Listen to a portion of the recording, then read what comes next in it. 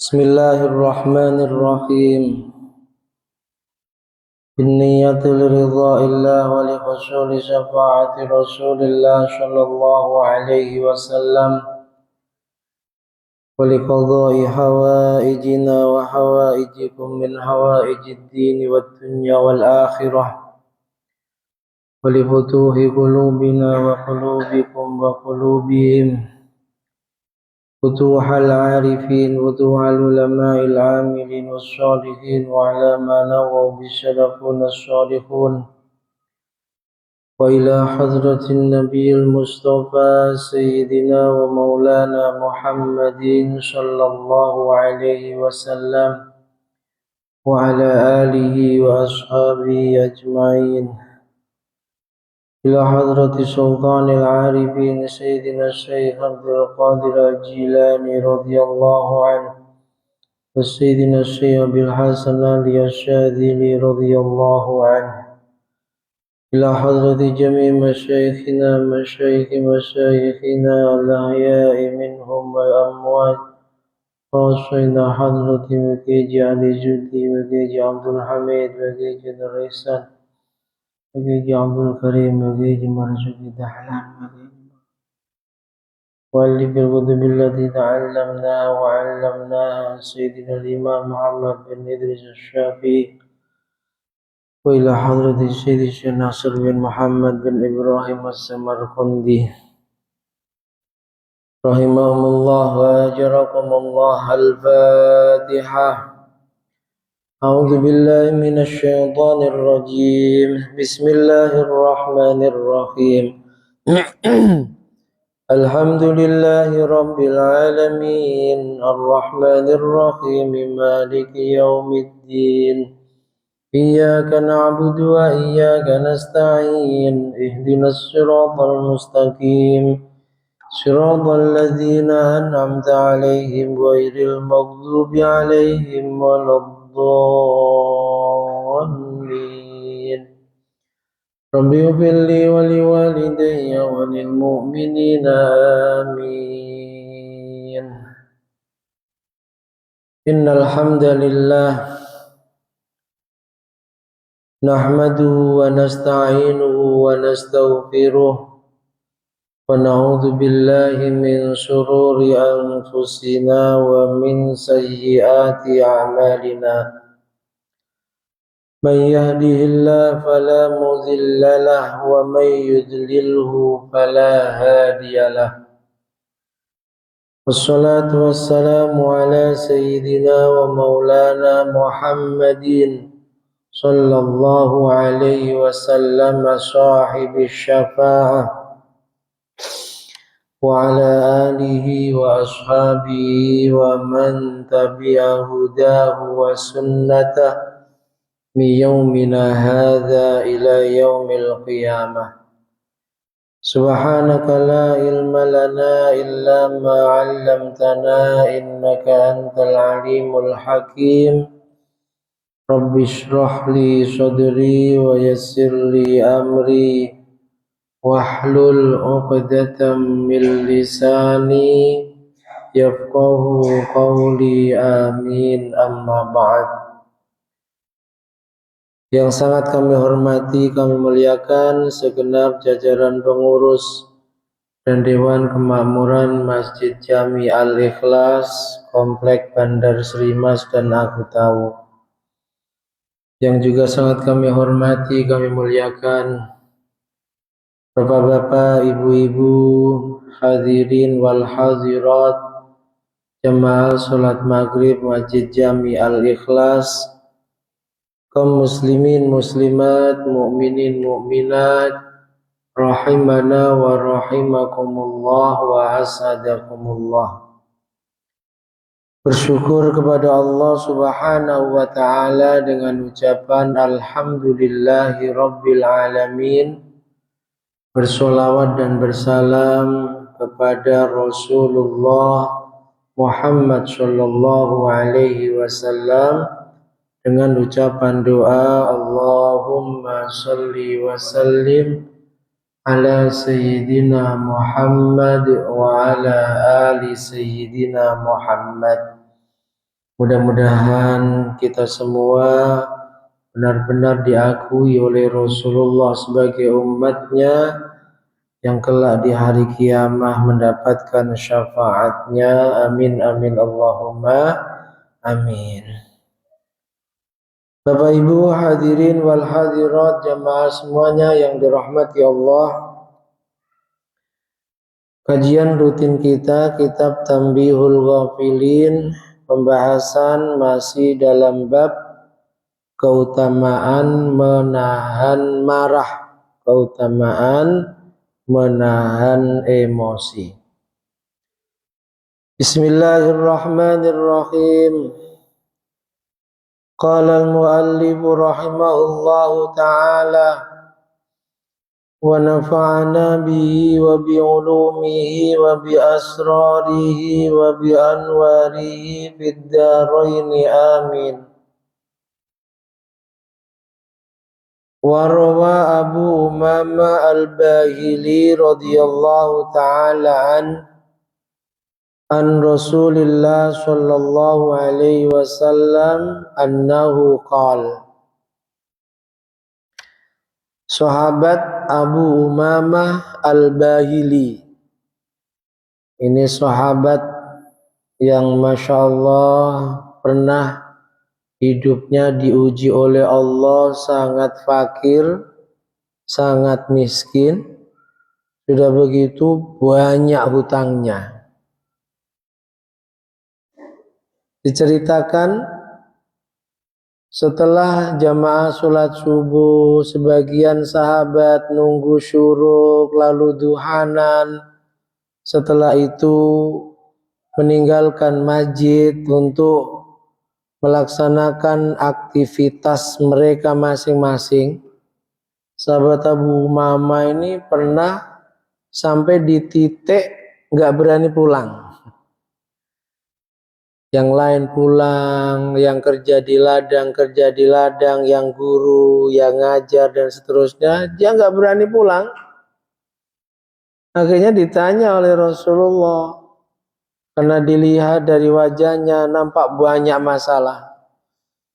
Ini loh sifat Rasul yang sangat peduli dengan kondisi sahabatnya. Singkat cerita, ditanya, nampak di wajahmu kamu sedang banyak masalah, ada apa? Yang lain pada pulang kerja sesuai profesi masing-masing, kamu nggak pulang. Ada apa ya Abu Umamah?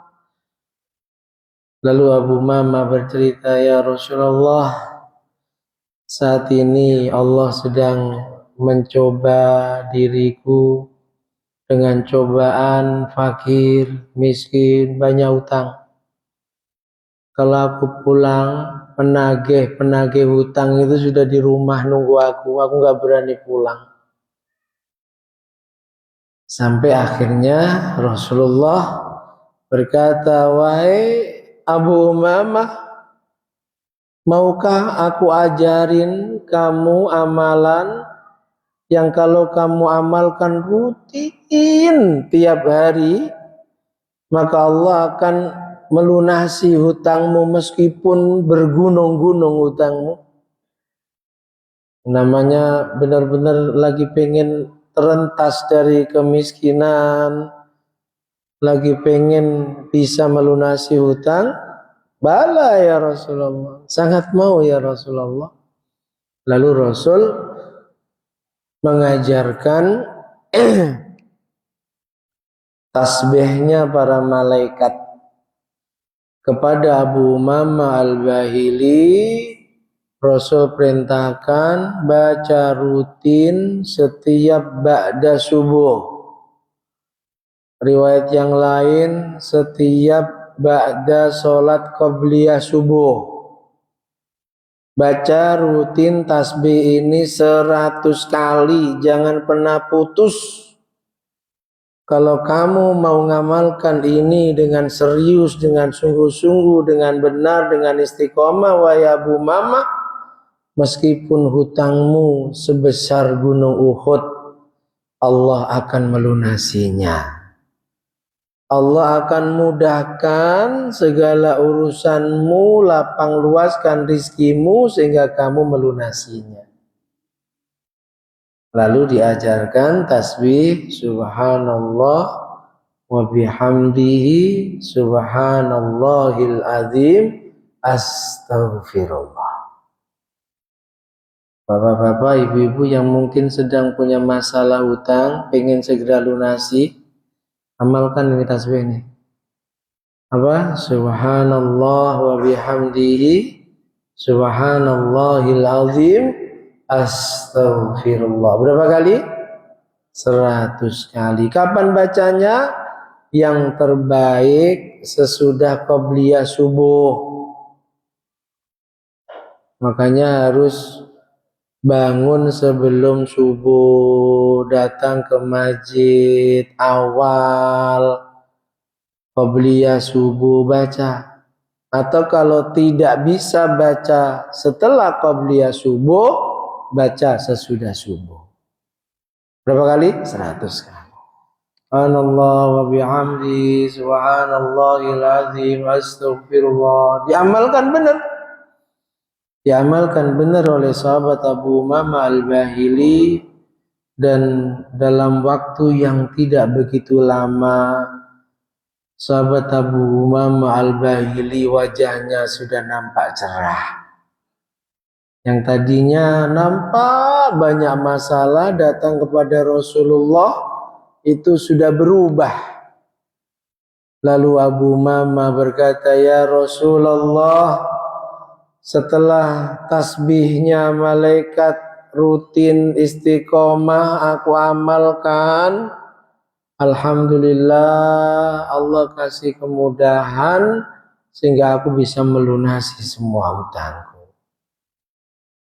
Subhanallah wa bihamdihi subhanallahil azim astaghfirullah. Rutin. Jangan hanya setelah mendengar keterangan diamalkan, paling mentok 7 hari gak diamalkan lagi. Yang menjadi hebat dan keramat itu rutinnya, istiqomahnya. Itu yang terkadang kita masih berat Bapak Ibu. Melakukan kebaikan berat, iya.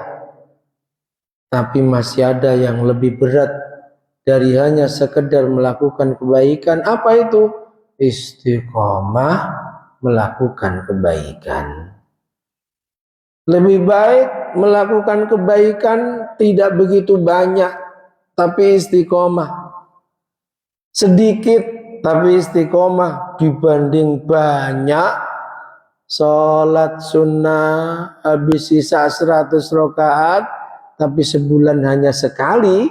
Itu lebih baik witir 3 rakaat saja. 3 rakaat, tidak sampai sholat sunnah 100 rakaat, tapi rutin tiap malam kita kerjakan, itu masih lebih baik dibanding mengerjakan sholat sunnah 100 rakaat tapi tidak mudawamah, tidak istiqomah. Nah, ini hadis diriwayatkan oleh sahabat Abu Umamah Al-Bahili. Beliau sahabat Abu Umamah mendengar langsung dari Rasulullah. Rasulullah bersabda, "Man kadhima ghaidhan." Barang siapa yang mampu menahan marahnya, menahan emosinya, wa huwa yaqdiru ala annahu yumdihi falam yumdi. Padahal sebenarnya dia bisa meluapkan emosinya, bisa meluapkan amarahnya, tapi tidak diluapkan, dia tahan. Maka kata Nabi, mala'allahu qalbahu yaumal qiyamah ridwan. Di hari kiamat nanti Allah akan penuhi hatinya dengan sifat ridha. Merekalah yang punya hati selamat. Doanya Nabi Ibrahim, wala tukhzini yauma yub'atsun illa man atallaha biqalbin salim. Kelak di hari kiamah banyak manusia yang dihinakan oleh Allah. Meskipun di dunianya dulu mulia karena ilmunya, mulia karena amalnya, mulia karena jabatannya, kekuasaannya. Mereka yang di dunianya mulia, kelak di hari kiamat banyak yang dihinakan oleh Allah. Yang tidak dihinakan oleh Allah, yang terus dimuliakan oleh Allah adalah mereka yang ketika menghadap Allah dibarengi dengan hati yang selamat. Itulah hati yang penuh ridho pada Allah. Hati yang selamat dari kufur, dari syirik, dari kotoran-kotoran hati, penyakit-penyakit hati. Dan di antara yang tergolong hati yang selamat, sehingga kelak di hari kiamah benar-benar dimuliakan oleh Allah, wal kadhiminal ghaidh, adalah mereka yang selalu mampu menahan emosinya, menahan marahnya, meskipun sebenarnya dia mampu meluapkan marah itu, dia tahan. Berat itu Pak ya. Tapi kalau kita mampu, Masya Allah, dari kiamah dimuliakan oleh Allah, hati kita dipenuhi dengan rasa serta sifat ridho kepada Allah Subhanahu wa Ta'ala. Mudah-mudahan kita dimampukan ya, menjadi pribadi-pribadi yang tidak pemarah, yang tidak temperamen, andai marah-marah yang karena Allah, menjadi pribadi-pribadi yang peramah, yang pemaaf, yang tidak ada rasa dendam dalam hati kita. Amin amin Allahumma. Wa yuqalu maktubun fil Injil. Para ulama menjelaskan sungguh telah tertulis dalam kitab Injil firman Allah yang berbunyi, ya bena Adam, anak cucunya Adam, kita semua yang diseru, uzkurni hina taghdab adkuruka hina aghdab. Ingatlah aku di saat kamu marah. Di saat kamu marah, ingat Allah, maka tak jadi marah. Kalau kamu bisa ingat aku di saat aku marah, maka aku pun akan selalu mengingatmu di saat aku marah padamu. Mungkin karena begitu banyak maksiat yang kita kerjakan, mungkin karena begitu banyak perintah yang kita tinggalkan yang sebenarnya itu mendatangkan murka Allah, Allah akan murka kita. Tapi karena ketika kita emosi marah, kita ingat Allah sehingga nggak jadi marah. Saat Allah murka pada kita sebab kemaksiatan kita, kedurhakaan kita, Allah pun nggak jadi marah. Sebaliknya Allah akan menyayangi kita lewat memberikan ampun atas semua dosa kita. Allah akan menyayangi kita lewat memberikan kebaikan demi kebaikan pada kita.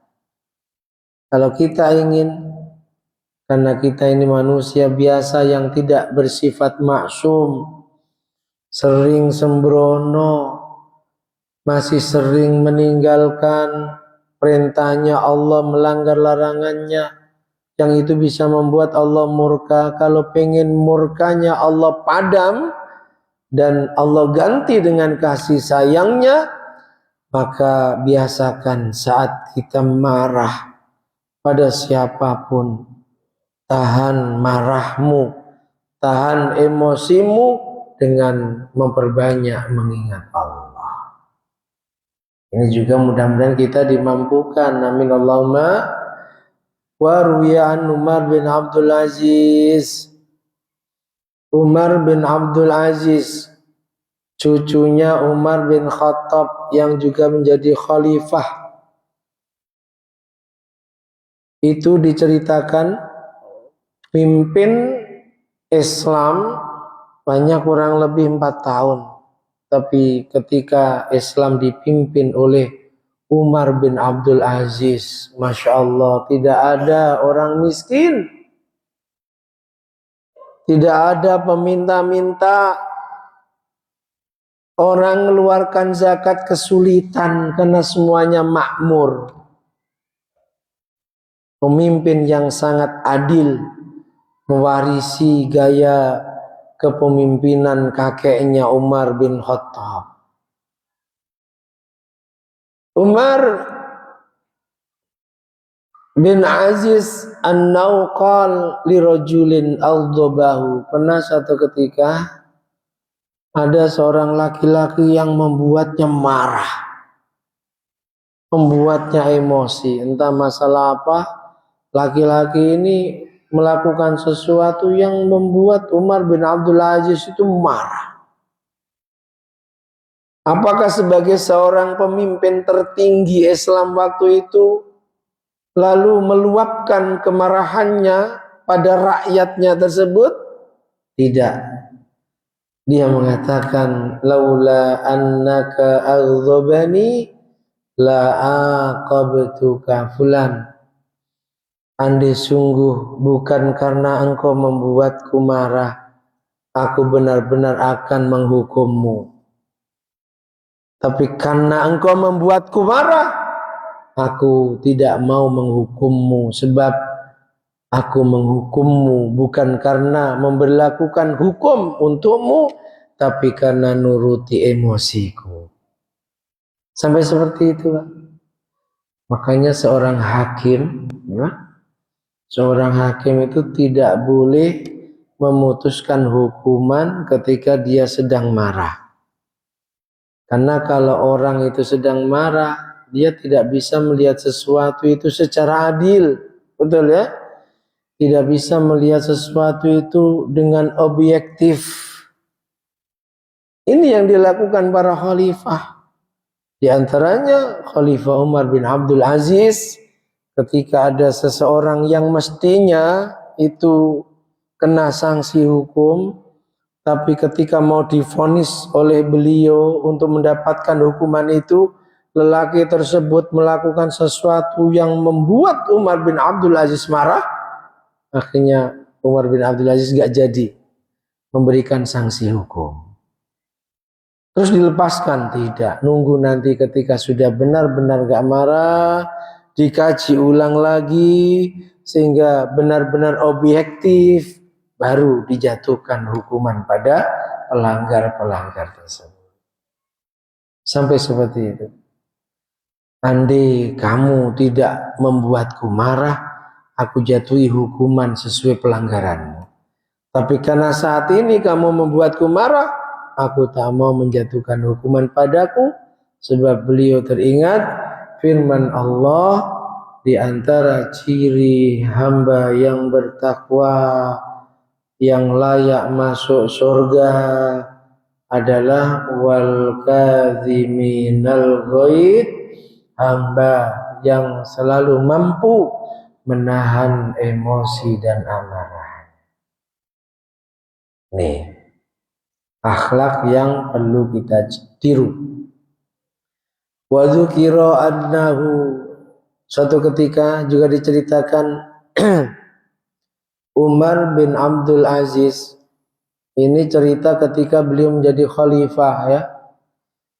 Makanya ada orang yang memahami sabda Nabi bahwa khilafah sesudahku itu hanya 30 tahun.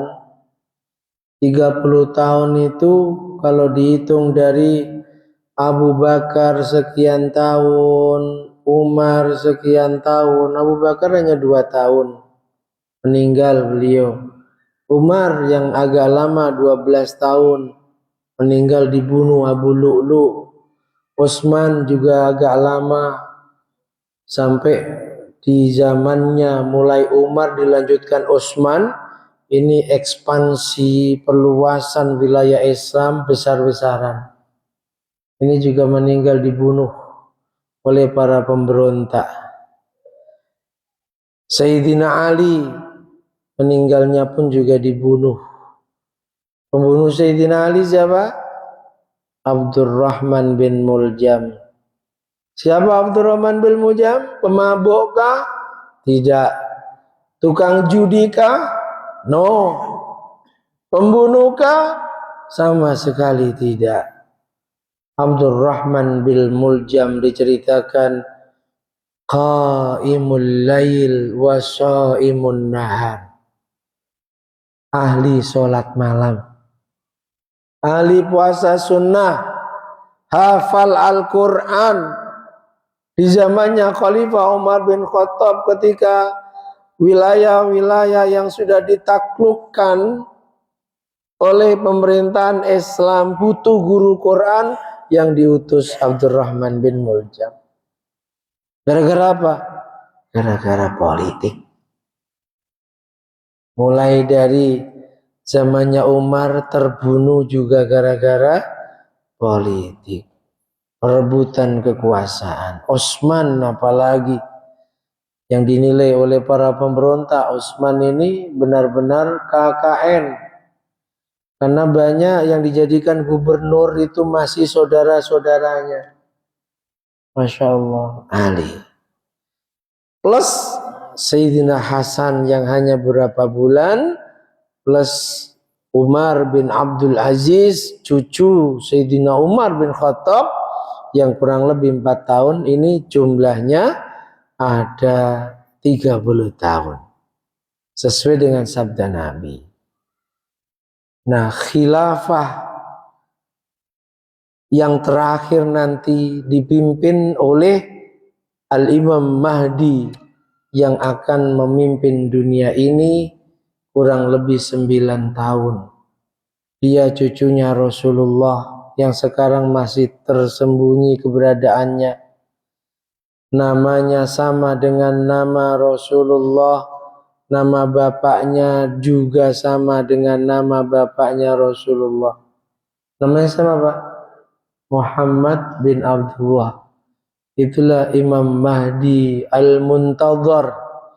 Imam Mahdi yang ditunggu-tunggu kedatangannya, yang nanti akan muncul sebelum kiamah.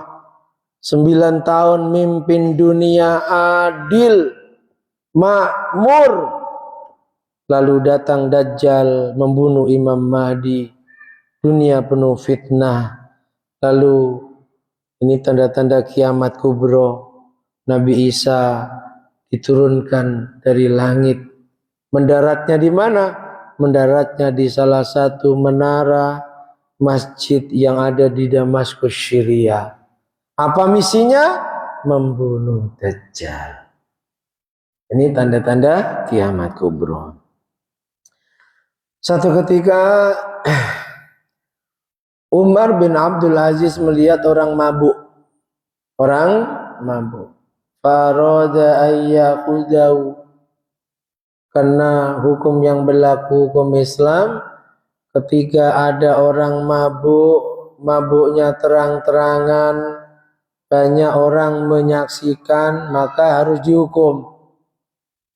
Hukumannya apa? Dicambuk. Berapa kali?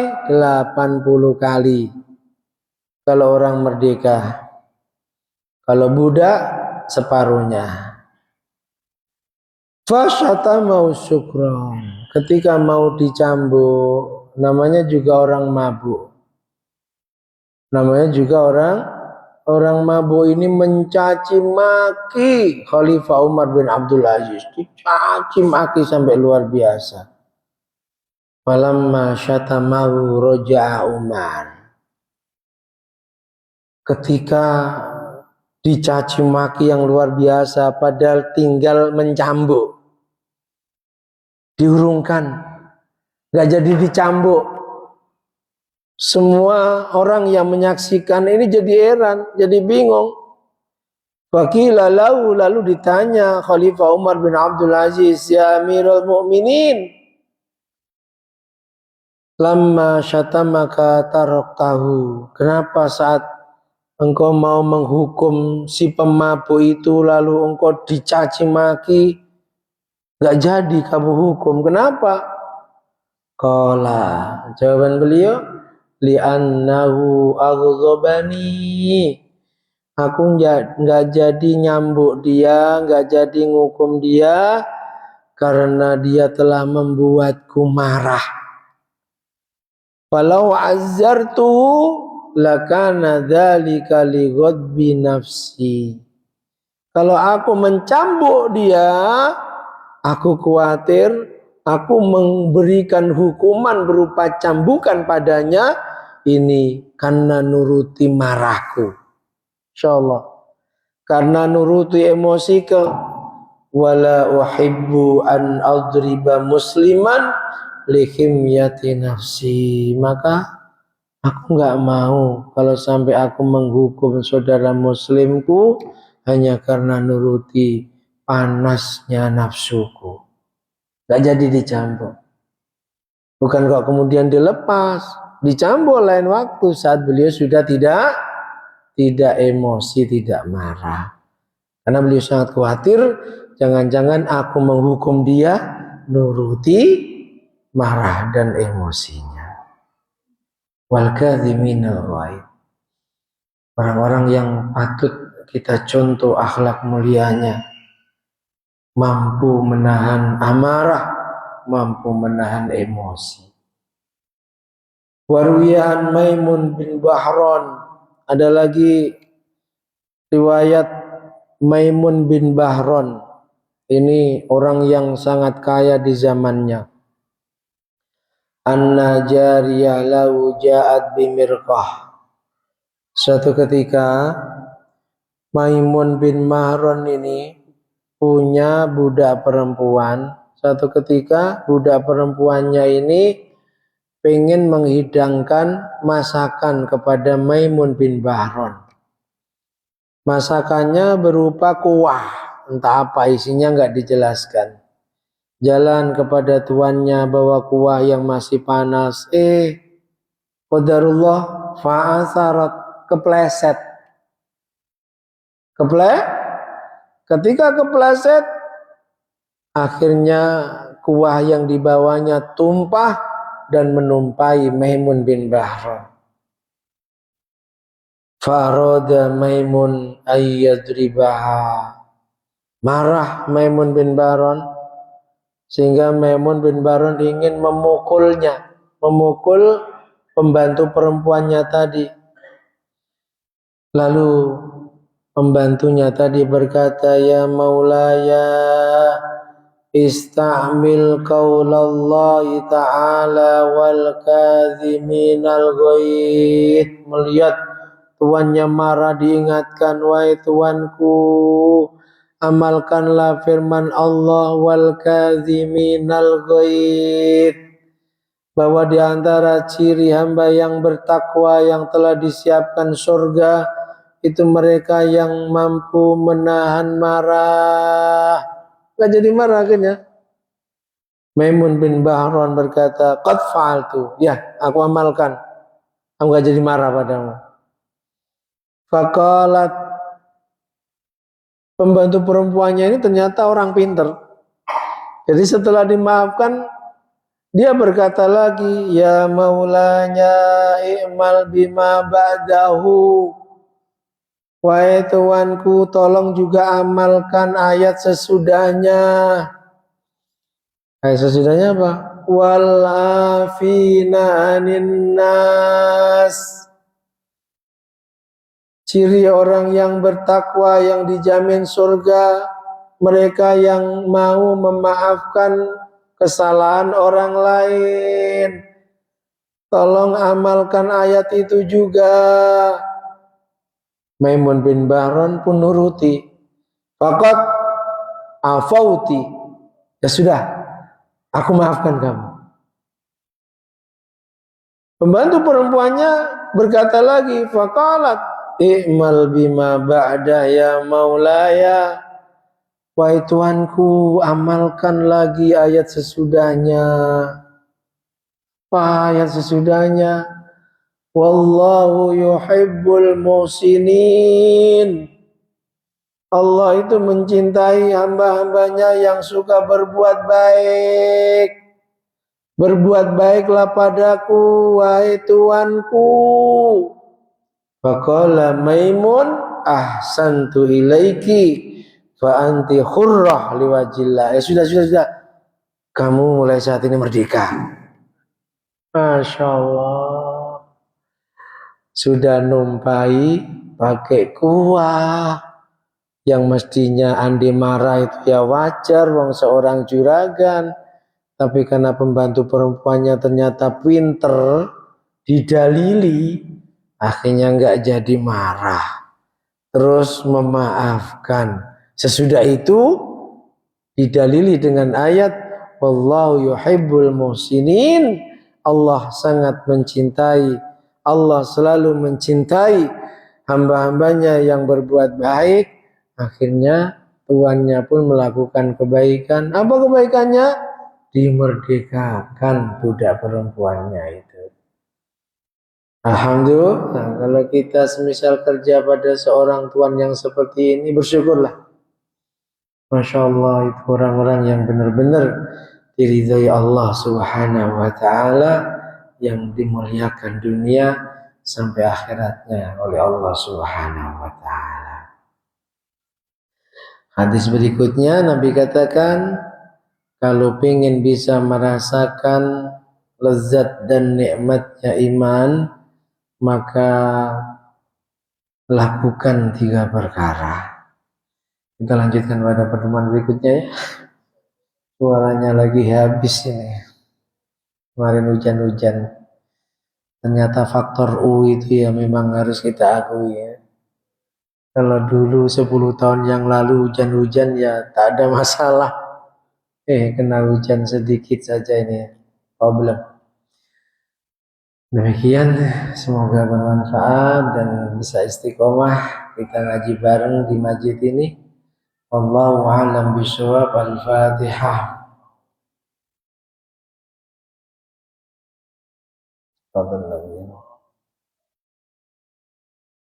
Bismillahirrahmanirrahim. Alhamdulillahi rabbil alamin. Allahumma salli wa sallim ala Sayyidina Muhammad wa ali Sayyidina Muhammad. Ij'al ya Allah jam'ana hadha jam'an marhuma, waj'al tafarruqana min ba'dihi tafarruqan ma'shuma. Allahumma anfa'na ma 'allamtana wa 'allimna ma yanfa'una, zidna ilman nafi'a wa 'amalan shalihan. اللهم اجعلنا من أهل الاستقامة.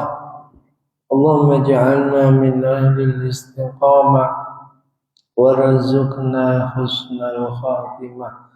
وسع علينا رزقنا يا الله، وعذب علينا خلقك برحمتك يا أرحم الراحمين. ربنا تقبل منا إنك أنت السميع العليم. وصلى الله على سيدنا محمد وآله وصحبه وسلم، والحمد لله رب العالمين. بسم الله الرحمن الرحيم. والعصر إن الإنسان لفي خسر إلا الذين آمنوا وعملوا الصالحات وتواصوا بالحق وتواصوا بالصبر.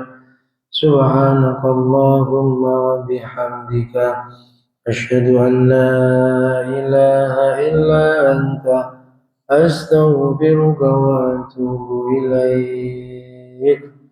Demikian, ada kurang dan lebihnya mohon maaf. Akhirul kalam, hadanallahu wa iyyakum ajma'in wal 'afwu minkum.